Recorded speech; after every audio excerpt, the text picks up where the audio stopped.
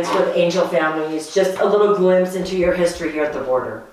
How long you've been here, I mean your family. Well, we've been here since 1896. My great-grandparents homesteaded. Originally it was a dairy. Bisbee was mining, and over the years changed into we raise beef cattle now. And I'm fourth generation. And this is Joe Beth and John Ladd, and they're here down in southern Arizona. And they've been dealing with this illegal issue for many, many years. And Joe Beth, tell me what it's like to be a rancher's wife down here and how you feel about your family coming to visit at times when it's bad.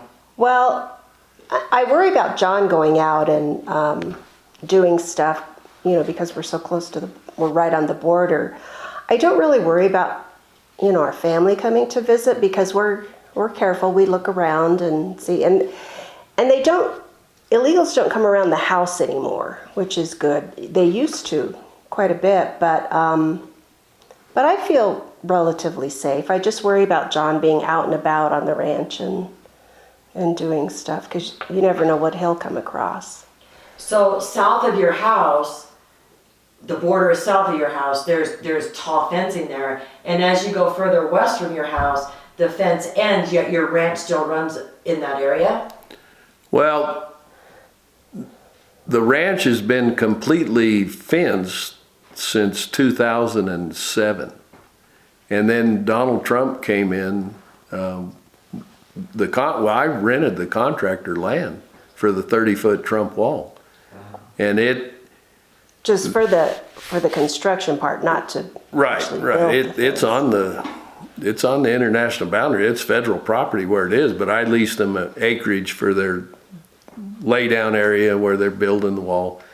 Where the wall stops is about halfway up the Huachucas. It was going to go up and over another 2 miles going west. From this side of the Huachucas, the wall is pretty well completed within 3 miles of the New Mexico state line. And that was shut down by Biden. That's as big a crime as the illegals coming in right now because that money was appropriated and they have a signed contract. And for Biden to shut it down is, number one, it's illegal. And number two, I think it's treasonous because the wall isn't going to work without everything being completed. The virtual technology is not completed. The road isn't completed. The low water crossings, when it floods, Border Patrol is going to not be able to get to the border when it starts raining this summer. And they're 30 days past the 60-day pause that Biden agreed to. And they're moving out. The contractor they've moved 95% of all the equipment out. They laid everybody off. Wow. And if we do get word to finish, I don't think they'll finish any of the wall, but the rest of it, it'll take them a month to move back in. Right. And in the meantime, they're Border Patrol is catching 50 a day again back on us. That isn't as bad as it was when they were catching 200 or 300 a day. But the caliber of people that we're getting is they're going into the U.S. to work for the cartel. We don't have the family units. We don't have the unaccompanied children. It's young men. They're wearing full camo, carpet shoes, balaclavas, and they're being guided by a cell phone. When Donald Trump was president, they catch maybe 20 a month. He had it figured out. And it was tolerable, and overnight Biden ruined it all. He set us back 30 years. Isn't it amazing? I mean, not only the Americans that were so proud of what was happening on our border, but a real big thing for ranchers, for people who live down in this area, and certainly for Angel Families, that we've fought so hard for 4 years along our president, as you all have. And so thankful for the direction that he gave the Border Patrol and the ICE agents and really gave them the freedoms to do their jobs. Right. And now we have an administration who is doing nothing but tying their hands. And having to bring National Guard in to be babysitters to Right. assist our Border Patrol is just absolutely ridiculous. They won't arm them to protect Americans from the evil Right. coming in. So people need to understand it's a whole different set of circumstances. Yes, there are unaccompanied minors that are coming into Arizona. A lot of them are more towards Yuma in that area though. Right. This is more of the young single man assisting the cartel, the drug operations, right? Right. So, and that's a lot what Sheriff Daniels, your sheriff, deals with, and Sheriff Lamb, who's in Pinal County, because Right. that's a direct pathway right up through central Right. Arizona. And then Leon Wilmot in Yuma, he's putting up with the full-blown conspiracy that Texas is putting up with. They're overwhelmed over there. Right. Our sheriff, we've got a program that he's been interdicting the drugs, and the county attorney is 100% prosecution. If they're on camera, they're prosecuted. And that program, we haven't had drugs on the ranch for 3 years because of the SABRE team, the Sheriff Daniels program. Right, but what has the Biden administration done to cripple Sheriff Daniels' program like that? Because he was working in conjunction with ICE and Border Patrol, right? Well, Once they were certain. that is absolutely true, but our county attorney took it upon himself to prosecute because the Border Patrol would catch some of it, but then the feds wouldn't prosecute. So they'd turn them loose. They'd take the dope, turn them loose. Here they come the next day. It's automatic 2-year prison sentence with the sheriff. Including juveniles, and I think that was a big deterrent was when they started prosecuting the juveniles, because the cartel would recruit juveniles from, the local high schools. Hey, you want to make a, big load of money? Nothing will happen to you because you're a juvenile. Right. The worst political move was Mayorkas canceled the Homeland Security Committee that Mark Daniels was on because of the National Sheriff's Association. And pulled who into that? Yeah, it wasn't only Sheriff Daniels, it was all of them. Yeah. No, I know, but I mean, the people he pulled in are ones to replace the good people. Sure, and that was the main collaboration between the federal agencies and the Sheriff's Department. That's out the door now. ICE is non-existent down here.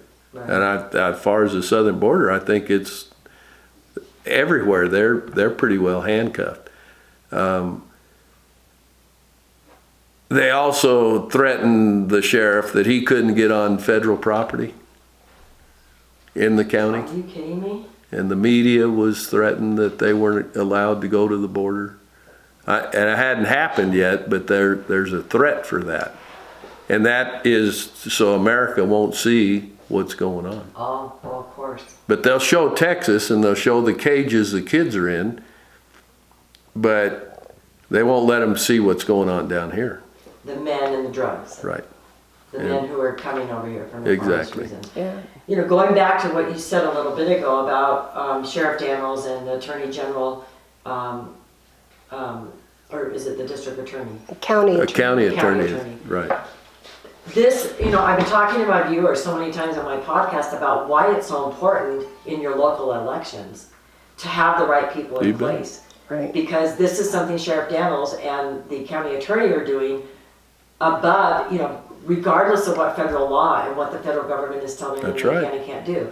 And this is so important. And, police departments, they're really given their directive by the mayor and the city council, whereas a sheriff is elected Yep. and they're our front line of defense. They're going to be the last man standing. And those are the guys you need to make sure you're voting the right guys in for sheriff. There you go. And judges. Yes. And That's you. county attorneys, and we just keep Everybody. going. But on a local level, Yeah. people don't realize how important it is. Well, and it's made a huge difference for Cochise County. And there's some other counties that are following suit, but they're still politically, it isn't accepted because we don't want to be labeled racist. And So that sick of that word. that it has nothing to do with being racist. It's about enforcing the laws of America. And if you want to come legally, come on. If you're going to sneak in, we don't want you. The hypocrisy of it, Bisbee still makes you wear a mask and limited in what you can do. And these people coming now, they're not wearing masks or anything, and they're going wherever they want to go. Right. In a small town like Bisbee. And you go to Tucson and Phoenix, and they're sanctuary cities, and those people are getting catered to, where America is still sitting at home and can't go get a beauty parlor, can't go to a bar, can't go to a restaurant. But these people can do whatever they please. And it's so hypocritical, but it's deliberate. And if people in America don't wake up, we're going to be a third world country. Well, yeah, or we're third class citizens too. Sure. And you know, are we, at what point is it too far gone to salvage America with what's happening in the last 100 days? That's the scary part for us.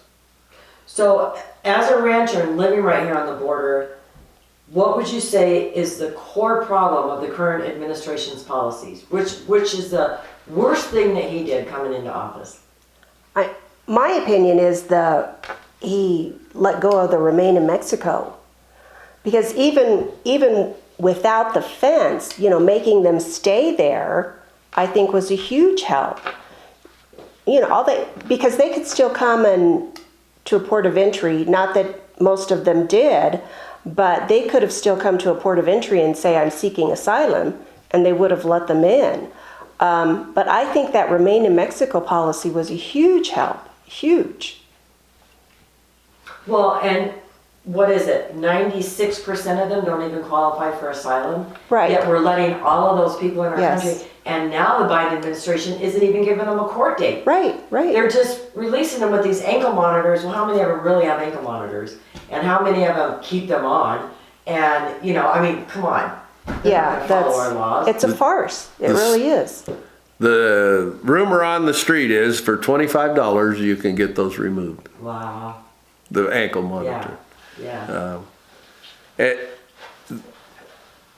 Well, Joe Best's right. That was the best thing that Donald Trump did as far as holding them back. But this unaccompanied minor policy, the average age is 17. Yeah. And who knows if they're most of them really have 17. no way to prove that they're 17. And we think that they're adults and they're just letting them go. And they're indentured servants, basically. They'll never be able to pay the cartel what it's cost. It's $3,000 to $6,000 a head now to get in the U.S. Those people don't have that money. And the Central American men and women, they're so much smaller in stature that this is what a lot of people in America don't understand. They could pass. A 25-year-old Central American man could pass for 16 or 17-year-old. And you bet. We wouldn't say anything. And, another point that I was talking about with some angel moms the other day was, if the cartel is making $12 million a day, these people aren't penniless, yet they're coming here for more freebies off of the money you guys pay on taxes on your ranch, and every American taxpayer pays. So it's such a fallacy. I mean, it's $1 billion business. They've got wristbands going on down there with the cartel in Texas. Have you seen any of that?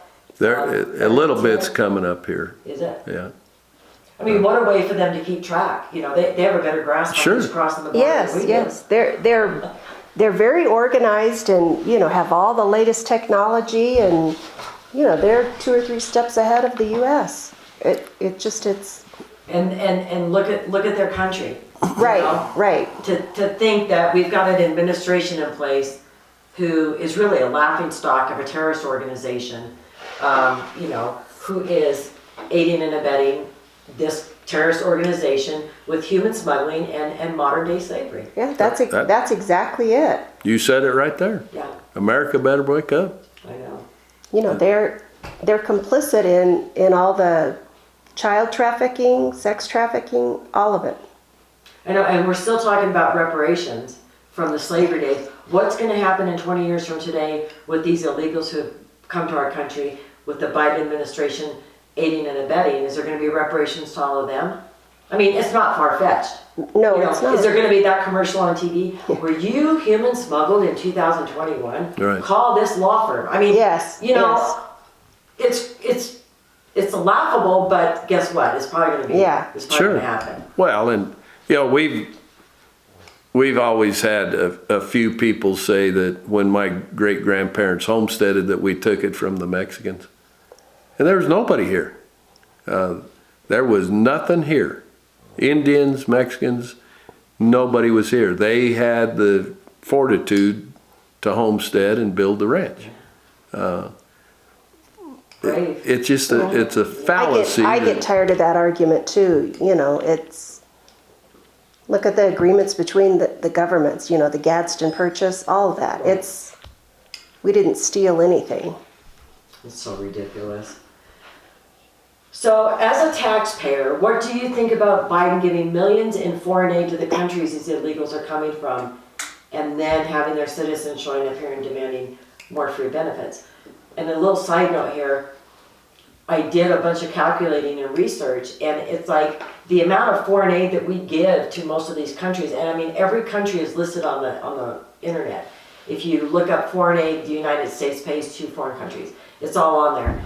And then you can look up the remittances that the people who are living here send back to those countries.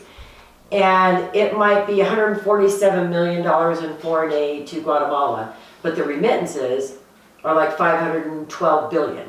Yeah. Right. I think for a while, remittances back to Mexico was Mexico's second highest gross national product. Yeah, I was wrong. It wasn't just to one country. It was $504 or $512 billion went out of our economy in 2020 during the COVID, the pandemic, when Americans were all laid off. That's how much money left our economic, society and went to other countries. Sure. So these people were still working under the table, Right. doing what they do best. And they spiked when the first Corona check went out to America.